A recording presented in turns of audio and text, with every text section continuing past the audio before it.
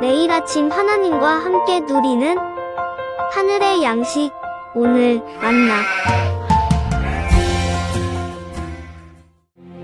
모르드게가 이 모든 일을 알고 자기의 옷을 찢고 굵은 베옷을 입고 재를 뒤집어 쓰고 성중에 나가서 대성통곡하며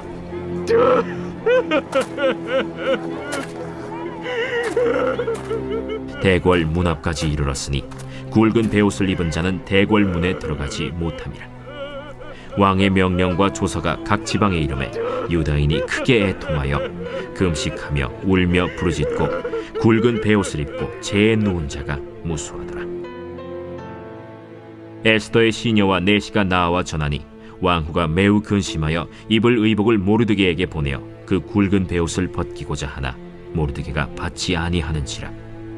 에스더가 왕의 어명으로 자기에게 가까이 있는 내시 하닥을 불러 명령하여 모르드게에게 가서 이것이 무슨 일이며 무엇 때문인가 알아보라 하매 하닥이 대궐 문 앞 성중 광장에 있는 모르드게에게 이르니 모르드게가 자기가 당한 모든 일과 하만이 유다인을 멸하려고 왕의 금고에 바치기로 한 은의 정확한 액수를 하닥에게 말하고 또 유다인을 진멸하라고 수산궁에서 내린 조서 초본을 하닥에게 주어 에스더에게 보여 알게 하고 또 그에게 부탁하여 왕에게 나아가서 그 앞에서 자기 민족을 위하여 간절히 구하라 하니 하닥이 돌아와 모르드게의 말을 에스더에게 알림해 에스더가 하닥에게 이르되 너는 모르드게에게 전하기를 왕의 신하들과 왕의 각 지방 백성이 다 알거니와 남녀를 막론하고 부름을 받지 아니하고 안뜰에 들어가서 왕에게 나가면 오직 죽이는 법이요 왕이 그자에게 금규를 내밀어야 살 것이라. 이제 내가 부름을 입어 왕에게 나가지 못한 지가 이미 30일이라 하라. 그가 에스더의 말을 모르드게에게 전하매 모르드게가 그를 시켜 에스더에게 회답하되 너는 왕궁에 있으니 모든 유다인 중에 홀로 목숨을 건지리라 생각하지 말라. 이때에 네가 만일 잠잠하여 말이 없으면 유다인은 다른 데로 말미암아 노임과 구원을 얻으려니와 너와 내 아버지 집은 멸망하리라. 내가 왕후의 자리를 얻은 것이 이때를 위함이 아닌지 누가 알겠느냐. 에스더가 모르드게에게 회답하여 이르되 당신은 가서 수산에 있는 유다인을 다 모으고 나를 위하여 금식하되 밤낮 3일을 먹지도 말고 마시지도 마소서. 나도 나의 시녀와 더불어 이렇게 금식한 후에 규례를 어기고 왕에게 나아가리니 죽으면 죽으리이다 하니라. 모르드게가 가서 에스더가 명령한 대로 다 행하니라.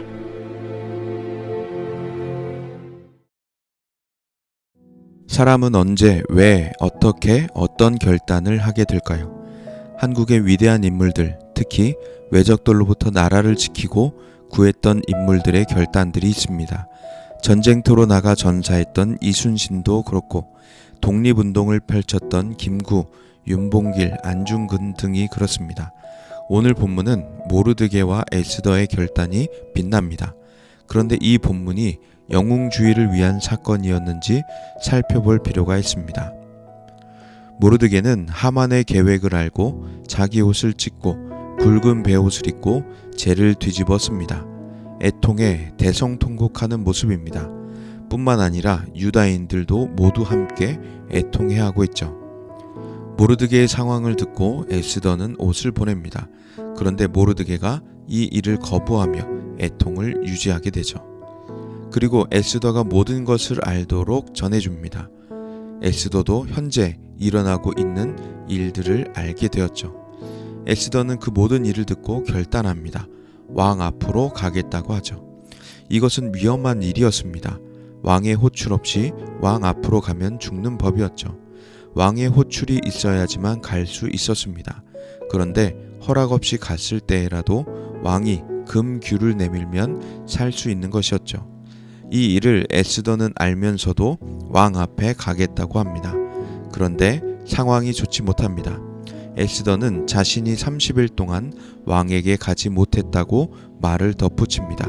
그러니 왕 앞에 나아갈 기회가 없을 확률이 높았던 것이었죠.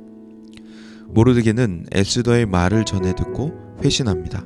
왕궁에 있는데 모든 유다인 중에 혼자 목숨 건질 생각하지 말라고 합니다. 상당히 강한 말이었죠. 이 일을 해결할 결정적 열쇠가 에스더에게 있다는 것을 안 것이었죠. 만일 에스더가 잠잠하면 하나님은 다른 일을 통해 구원할 것이고 에스더의 가문은 망할 것이라 합니다.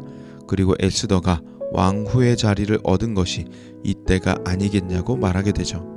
에스더는 그 유명한 말로 답합니다. 죽으면 죽으리다 하며 자신의 결단을 밝히죠. 왕의 호출이 없지만 죽음을 무릅쓰고 가겠다는 것입니다. 유다인을 다 모아 에스더 자신을 위해 밤낮 3일을 금식하자고 합니다. 자신도 시녀들과 함께 금식하고 3일 뒤 왕 앞에 법을 어기고 나아가겠다는 것이었죠. 모르드게와 에스더는 이 결전을 위해 단합하고 실행하게 됩니다. 모르드게와 에스더는 왜 결단했을까요? 이 본문이 단지 영웅이 되라는 위인전인 것일까요? 우리는 무언가를 결단할 때 영웅이 되고자 하는 심리, 내가 돋보이고 주목받고 박수갈채를 누리고자 하는 욕구로부터 멀어져야 합니다. 모르드게와 에스더는 그런 영웅 심리에 심취한 채로 의견이 오간 것은 결코 아니었죠. 그들은 나라를 구하고자 하는 것이었습니다. 그렇다면 민족주의를 위한 것이었을까요? 유대를 침략하고 빼앗은 그들에 대한 저항심 뿐이었을까요? 지나친 정의심이 그들을 죽음을 각오한 결단에 들어서게 했을까요? 우리들도 큰 결단을 했을 때 단지 감정 때문인지 살펴볼 필요가 있습니다. 결단에 감정을 배제할 수 없지만 그 순간뿐인 감정에 의존한 결단은 아닌지 보아야 하겠죠. 모르드게와 에스더의 결단은 영웅 심리도 민족주의도 아닌 하나님의 신앙을 지키고자 하는 결단이었습니다. 이를 위해 그들은 목숨을 버릴 각오까지 했던 것이었죠. 우리도 아무 때나 목숨을 걸지 않습니다. 민족 투사들도 그랬습니다. 목숨은 우리에게 있어서 가장 소중한 것인데 그 목숨을 걸 만큼 크고 중요하며 위대한 일일 때 목숨을 건 결단을 하게 됩니다. 예수님은 어떠셨을까요? 예수님도 우리에게 목숨을 주셨습니다. 십자가에 달려 돌아가시기 위해 이 땅에 오시는 결단, 십자가에 달려 돌아가시는 결단을 하셨죠. 그 모습을 닮은 사도들도 예수님과 같이 목숨을 건 결단과 각오로 복음을 위해 살아갑니다. 우리 삶 역시도 마찬가지입니다. 우리는 무엇보다 목숨을 소중히 여기며 살아갑니다. 건강을 잘 가꾸고 보존합니다. 그런데 어떤 큰 결단, 위대한 결심을 하게 되면 목숨을 아깝지 않아 하며 그 일을 위해 달려가게 되죠. 그것은 바로 하나님의 신앙이며 복음을 위한 각오인 것이죠. 시편 84편 2절에 이렇게 말합니다. 내 영혼이 여호와의 궁정을 사모하여 쇠약하며 여호와가 계신 곳 그 임재를 사모하는 그 열정이 자신의 몸이 쇠약해짐 같이 사모했다고 말합니다.